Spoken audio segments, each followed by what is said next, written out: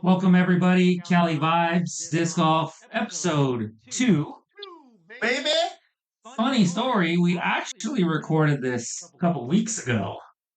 It was awesome. It was a great It episode. was awesome. It was like an hour long, and we had 2 mics set up, and I didn't do a test. So we finished. I called this guy after he was already home, and I was like, it's not gonna work, dude. He's like, what do you mean? Audio was all over the place. Both mics picked up our audio signal, so it was just echoing like crazy. So then life took a toll, and we've been busy as frick ever since. So yeah, it's been a while. So thank you for your patience. Yeah! On this episode, we're gonna go over Merced and Hanford CVS. And then we're gonna cut the episode there, and that way it's not too long. It's easy, a little bit easier to digest. And then we're gonna record finals, an episode for finals tonight too. After this, hopefully, we'll see. I don't know. After we have these 2 bottles here on the table, um, we'll see how that goes. So our first bottle is gonna be our 1792 bottled in bond. This is a Rayleigh's picked. Rayleigh's in Oakdale. If you want to get in the bourbon scene, just go to Rayleigh's Oakdale, Creekside Liquor in Oakdale. Creekside Liquor for sure. You're gonna find some good stuff for sure. Um, Anything to add on our experience so far? I don't know. Yeah.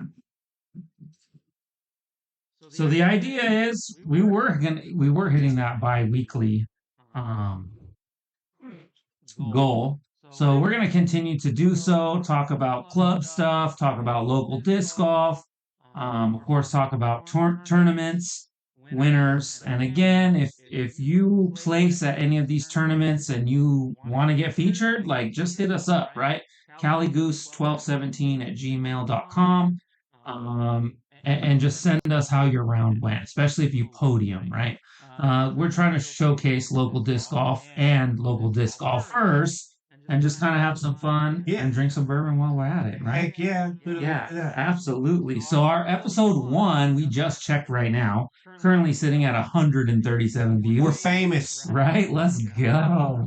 I was thinking it was going to be hard to break 100. So that's pretty awesome. So thank you to everyone who watched the first one. If you didn't watch that, go check it out. It's a good time, and welcome to episode 2. 2.0. Yeah, right. Right. So getting into Merced, that seems like so long ago, It Mikey. It seems like Many so long moons. ago. Yeah, right. How was your tournament? I'll go ahead and let you start, buddy. How was your Merced experience? Mine was kind of like an avalanche that crushed the whole innocent town of people, and it was just a nightmare.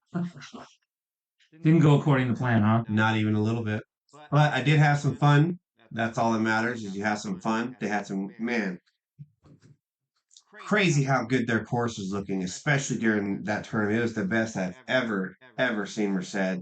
I mean, they went from no tee pads to having 2 tee pads on some holes, and the OB lines, the amount of work Merced put in, kudos. The course was so nice. It really was. You could tell how much work was put in. They have a hole there if you're not familiar with Merced. It's called the landing strip. It's 800 feet, 900, something like that. Really long. Yeah, right. Especially for us am arms over here. So in previous, they would have it all disced on the OB lines, and then there would just be a grass fairway. Well, this year they let all the OB just overgrow with wildflowers, tall grass, and it actually, in my opinion, became kind of a signature hole. Oh yeah. And then they lined the fairway with PVC pipe so you could see the OB lines, and it was just, I think there's rope. yeah, there was like on the ground, right? And it completely changed the entire vibe of that hole, and man, so impressive. Kudos to Merced, and I feel like that was across the board. Anyone we talked to was like, dude, that course was set up so good. 7 on that hole, I think. Yeah. Brutal. I got a par, and then I bogeyed because I went OB. Yeah, I went OB. Good So times. sad. So sad. My tournament experience in Merced was actually almost the opposite of Mikey's. I was tied for second going into the second round.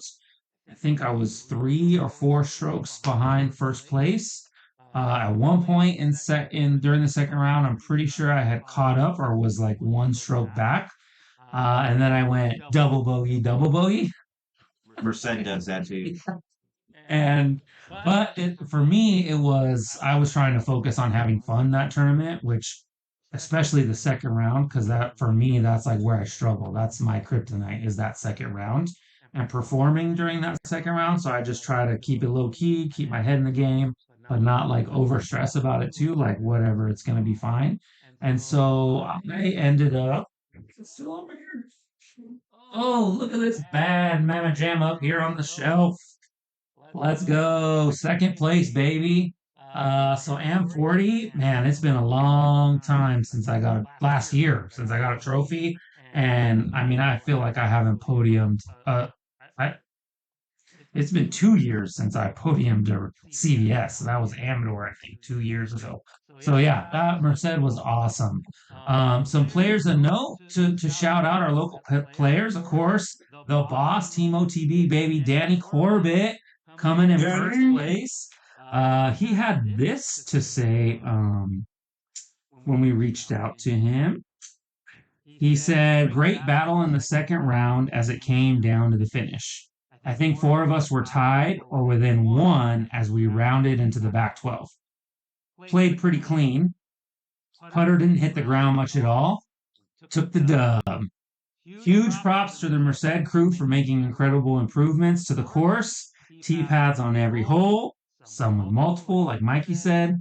OB rope and stakes. The course looks amazing. Yeah. Smooth operations and a great group, of golfers made an awesome day. I mean, hit the nail on the head, Yeah. right? Like it really was a great experience overall. I haven't had that much fun at a tournament in a while, and for me, I think that had a big deal with the way I played too. Um, Jeremy Farnsworth second place, Jeff McCormick third place, Spice Rack. and our boy Lobes rounding out fifth place. Okay, so of course, couple Josh Purdy got sixth. right, and Matt Walsh with the ace. Yeah. I witnessed it. I was on the very next hole. Was that first throw of the day? First throw of the day. Mother trucker. Yeah. Congrats, dude. Yeah. That was there. I think there was like 6 aces, 7 aces. No. Yeah. Too many. Ant got a ace. Shout out Chuck Life. What? Yeah. All right. So moving on, Sappenfield, of course, the mayor, MP40 first place, Larry Christensen second, Vegas Thorn third, MP50, the champ. The champ is here. Right? Kenny Lee, of course, Edge Dostal in second, Dennis Palmquist in third. Coming up to more MA1, our boy Darian took down first place. Man, he's been playing so well. Lights out. Yeah, lights out. He's hard to beat, especially when that putter gets going and he's so silky smooth. Little smooth. Silky smooth. It's something to see. It's pretty awesome. I love watching you play and playing with you, Darian. Yeah. Going down, of course, we have MA40 Andy Boyd with a 147, and myself bringing home second place with a 153. So still 6 strokes. Like I said, I had some bumps that really took me out of contention for first, but then it was like, let's not do a begging for birdies again and start dropping down. So man, that was awesome and a great card. I had great cards first and second round. Like I said, the overall experience was fabulous. Oh yeah. Coming down to we're gonna skip a little bit. MA2, we got our boy Lane Amiet, Modesto local, third place. Okay, congratulations.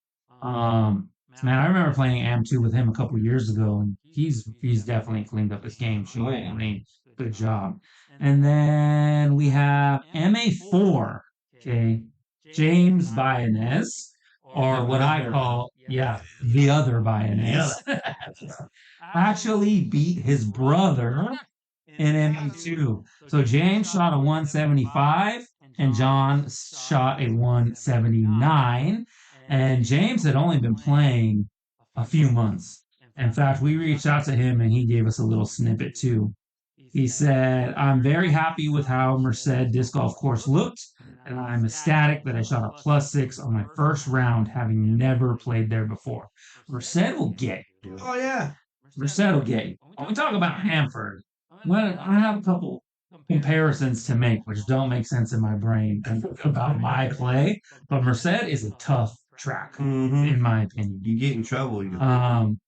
To get my first tournament win after only 5 months of playing is amazing.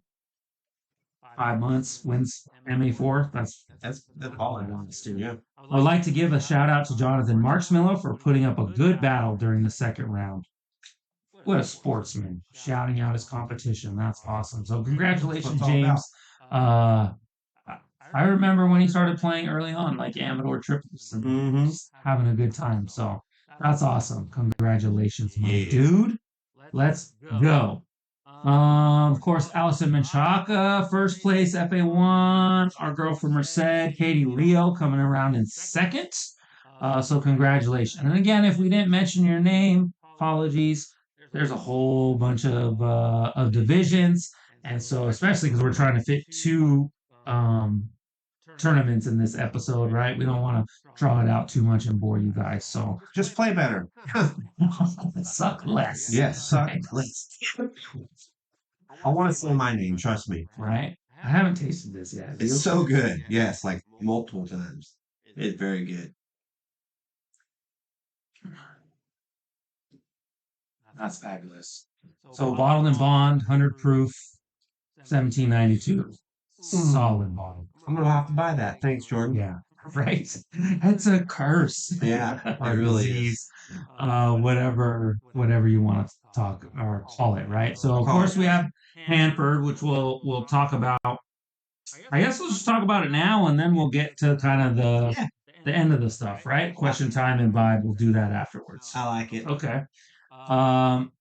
So Hanford. I had never been there. We drove with Billy E, or rode with Billy E. He drove us. Thank you, Billy. And was not terrifying this time. So thank you, Billy. Did a great job getting us like that sometimes. Getting us there safe and sound. What a great experience. Cool course. Very fun. That park vibe course, but I mean, very manicured, but still with OB, still with some challenges. Oh yeah. Made use of the little elevation that was there very well, I felt like. I was pretty impressed. I would definitely like to go back and get some revenge. Oh yeah. So my tournament experience was I was on chase card second round. First round, I just couldn't get anything going. Like nothing felt like it was clicking. My drives, my mids, my putts. Normally I could do one of those things well and then kind of figure the other things out. But it was like I was having to figure everything out the entire time. It was a struggle. But I did a good job of keeping my head in the game. And so I think I was like fifth or sixth or something like that in chase card. And I wasn't actually first place, shot like a 7 down, which was or something like that. It's pretty intense. Let's see if I scroll down, it'll actually tell me. Yeah, she shot a 47 the first round. Yeah, that's fire. Pretty baller, right? Par 54, so 7 down. Yeah. So I wasn't catching that, but the second round, the wheels came off.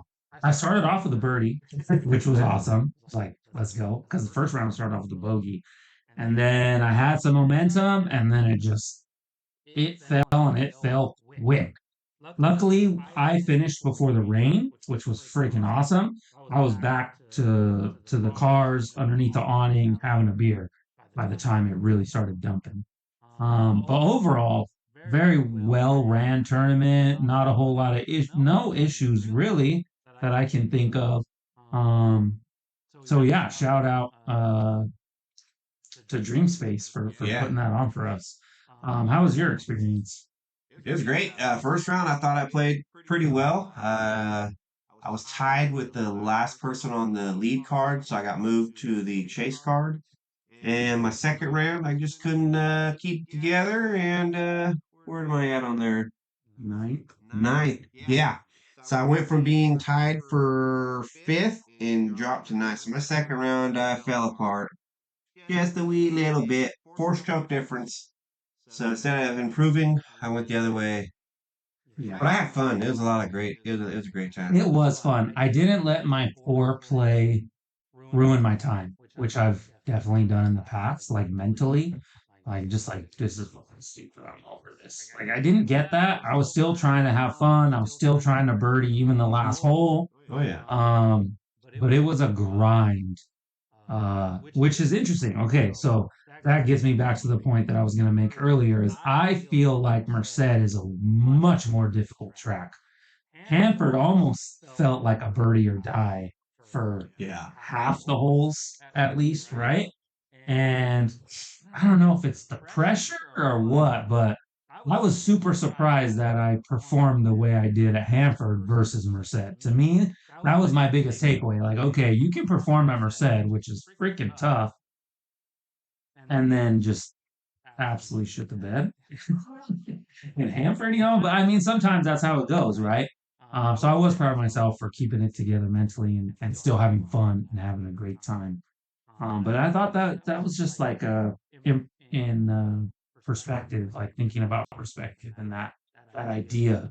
But that's golf, right? Yeah. Like Definitely. it's interesting. And then I go and watch Jomez, and you see people struggle, and it's just like, all right, They're human too. yeah, exactly, Yeah. right? Like even pros have their off days, and not comparing myself to a pro, of course, but just like that is the game, It is. right? That is the game. Yeah. We're gonna have off days, and it's how you bounce back and how you handle it. I think that is really, really important. The mental game is a son of a biscuit. It is, dude. Yeah. It freaking is.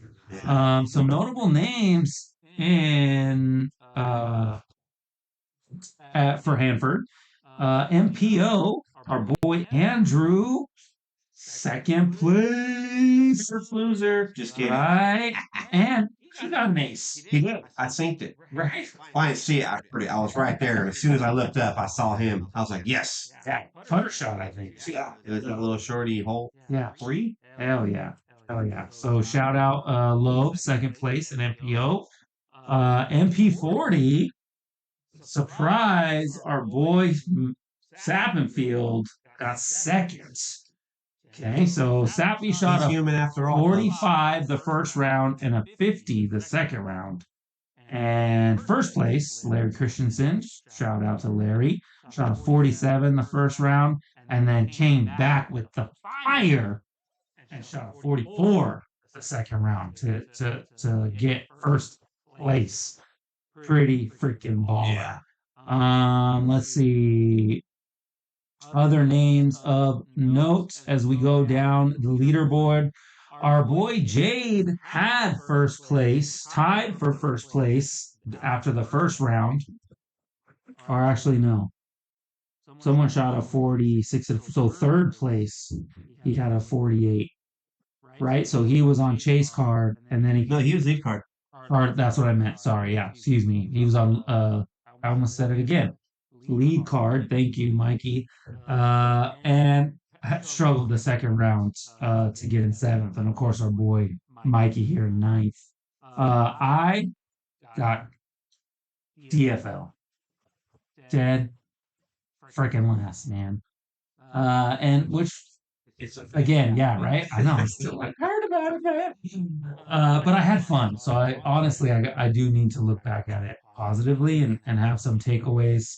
Most fun wins. Yeah, right. And dinner afterwards, so good. The buffet. We do it. We do it right. Yeah. Yeah. If you know Matt G and the way we travel, I mean, we did it right for lunch. And then of course there was 15, 16 of us that went to the buffet. They put us in a little corner room, which was sweet. It was awesome. Yeah. Let's see. Oops. There we go. Coming down. Alison Menchaca, first place in FA1 again. She's killing it. And other than that, Mad G, there's a lot of us there, and we kind of all struggled a bit. I think the locals put it down. Yeah, they should. Like when they were doing awards, there was like they were their little corner. They were like, "Let's go, let's go!" Yeah. Like I was like, "Dang, all right." And we're coming in hot next year. Right, Don't let's you worry go, about baby. that. I'm, We're coming. I need revenge. I need revenge on that and Bakersfield.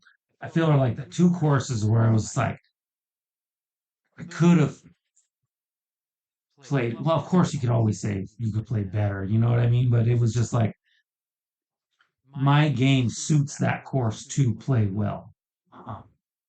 But yeah, that's how it is, right? It's always It do be like that always something to go sometimes. back to. Any takeaway thoughts about Big Willie Denver Memorial, Hanford CVS? For Dream Space, Mondo, and Billy E to come together at last minute and just keep it going, dude, high five. I mean, it almost didn't happen, but they stepped it up. I think that's a great point. Like I would talk more about that, dude. Like that was a thing, Yeah. right? Oh yeah, definitely. And that's the one of the big reasons why CVS has been around for 30 freaking years is because of the community, because of the players, because of the Yeah. people who step up Yeah. and run things. And that's just an example of why this tournament is the way it is. Yeah, and the person who had been running it just, it wasn't his fault. He just ran into some life things going on that prevented him from running it. And he was very clear and upfront, like, "Hey, I can't do this."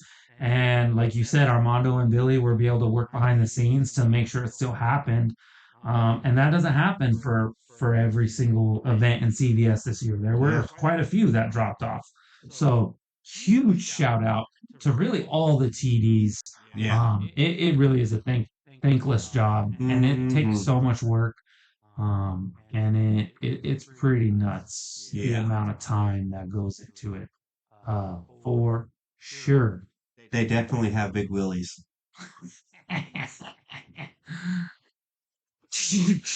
Well, um. maybe not Billy, you know.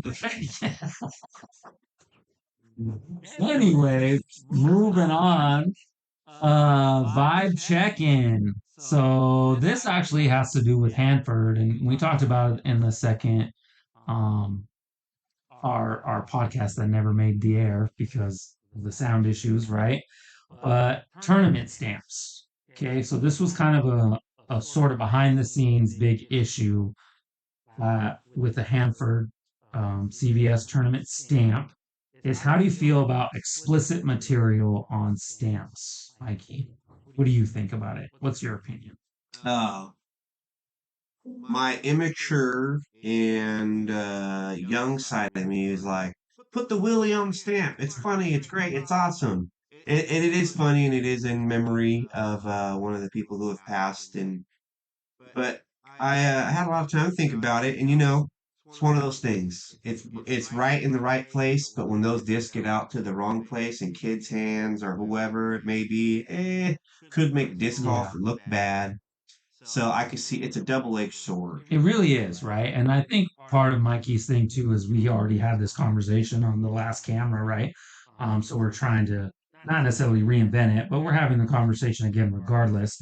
And that was my biggest thing is if you're gonna put all the work in to be a TD and you want to put someone on a stamp, that's on you. That's your choice to make. You put in the damn work. You get to design the stamp and approve the stamp. That is your choice as a TD. My thing was I never said like, oh, I think he shouldn't do that or it shouldn't be like that. It was if it was our club as president and it got put to a vote, I would vote against it for the reason that Mikey had mentioned is like those discs end up at Play It Again Sports and a kid picks that up and it's got our name on it with this explicit material. I don't think that's a great look.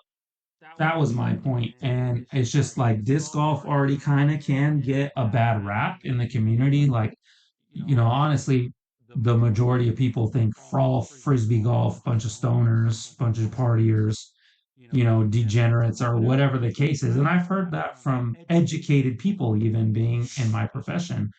Um, and so my thing is always about the community and always about our club and how we can move forward and how we can grow this sport and grow our community. And I think that could potentially be a step backwards.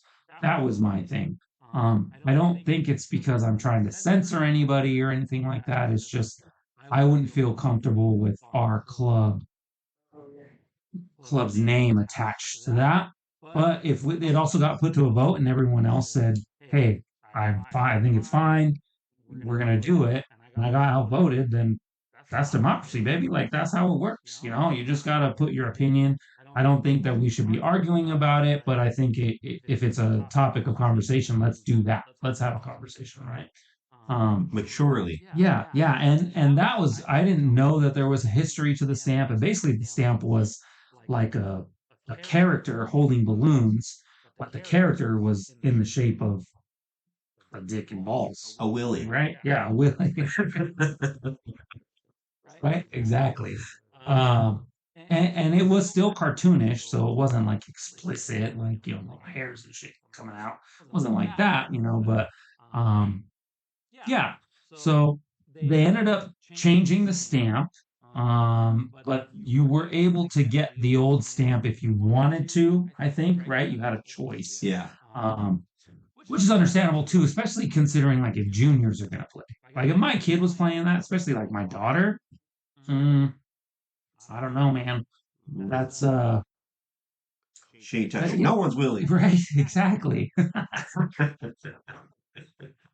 That's a whole nother topic.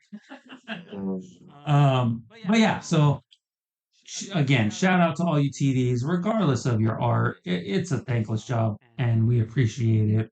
So this is just for conversation, right? The vibe check-in. Oh yeah, that's what we called it. We changed the name instead of hot take. We're gonna call it the vibe check-in. Like, how do we feel about it? What's the vibe going on with We it? vibing. Right. All right. So, do you remember your question? Yes. This feels like so long ago. I know. My question Mm-hmm. is why did you become club president and why do you continue to be club president Yeah, yeah, yeah. of the Modesto area disc golfers? So I had played disc golf in Modesto for several years before I even became part of the club. Me and Jeremy and Charles and Abe, that was like our little crew. And we would always play together and we would always talk about like, dude, let's try to get involved in the club. But it took us the longest time. And finally we were like, dude, this is the day. This works out. We're going to go. And we did. And I loved it. Definitely started playing a couple more tournaments. Definitely didn't do like tournament scene like now, but trying to get involved. And then I started to get involved in club stuff, like going to a meeting when it was at Mountain Mike's. And then I was then really started wanting to get involved because I liked the idea of the community. And I felt like with my personality and my like educational background that I could help out and that I could add something to the club and therefore add something to the community. And then, so at the meetings, I was like, hey, let me know if you need me to help. Like, I'm serious. I'm not just all talk. And so Q actually asked me to run or head up the very first Rec Fest, which is a local event in Modesto that highlights outdoor recreation. And so our club was going to highlight disc golf as a part of this like multi sport or event type thing. And I did, and it was successful, and I loved it. And then that's when I found out that Q was gonna step down. He had family and work stuff going on, and so I was like, "Frick, man!" Like I had a lot of conversations with our friend Menchaca. I was like, maybe we could do something and do it maybe a little bit differently, and grow the community and the family because we saw what other clubs were doing, Lodi and Stockton especially, and just kind of the way they were running and the events that they were holding. And I was like, dude, that we should do that, right? And I know there's a lot of old timers that have been in the club for a long time that already felt the family of Manji, but as a newcomer and the outside looking in, like I didn't feel like I had like pierced that bubble to be included inside of that family yet. Like I was part of the club, but I wasn't like it didn't feel like the way it feels now, in my opinion. And of course, this is just my perspective. And then so I went for it. And then once I went for it, we ended up getting a whole bunch of new people in. Lobes, Alex, of course, Billy E, the staple in Modesto area disc golfers stayed on, as he is now. And, we did a couple new things. And the more new things we did, I was like, let's do this. And everyone was like, all right, let's try it. And then let's do this. And it was very rewarding, and it still is for me. To see all that work and to see our communities and our week and the weeklies were already there, so I didn't really have anything to do with any of the weekly stuff. But just like the vibe, I would say overall the vibe has just increased greatly, and of course, COVID had a big thing to do with that. Um, but yeah, and that's goes right into the next question of why I still do it is that reason, you know. And part of it too is I've been able to build these relationships with the city and different city workers to try to get things done in a more efficient manner. Because before it was like guerrilla warfare, like we didn't tell the city what was going on and we just did it because if we didn't do just if we, that we didn't operate that way, then absolutely nothing got done. And that's when I came in, we're like, all right, let's fix T pads, like let's do that, like let's just do it. And we did, and we were successful, but that also wasn't sustainable long term with all the growth that I was planning and everyone else was on board with. And I don't mean to say me like it was just me, but like it was in my head like, okay, let's do a new course, and so we have that in the works, and now we have potentially a second course, and that's a reservoir, and like I can't take all the credit, but behind the scenes, I'm doing a lot of the work and the conversations that nobody probably knows about or sees because it is behind the scenes, and I'm good at that, right? Like my education and my experience in teaching and working with people and talking in front of crowds, like I can give a presentation to city officials. That's fine. I'm totally comfortable with doing that, and I do it well. And so I just, to me, it's like I still have things to contribute, so I still want to be a part of it. Although I've been so busy with this new job, and like going to school and then finishing my master's and then getting this job as vice principal, and then it's like, man, I feel like less and less is getting devoted to the club. So I do feel like sometimes I'm maybe not being the president that I should be. Um, and you know, I'm always open to like new people. So if somebody's interested and wants to go and be president, like put your name on the ballot. Like I would love that, and I will help support that. I'm not like, oh, I am the president. Like no, like for right now I am, and I'll say that yeah, everyone calls me pres, and that's cool. I like it, but I don't feel like that has to be like that forever. And I truly love Modesto area disc golfers. I love Modesto, where I live now.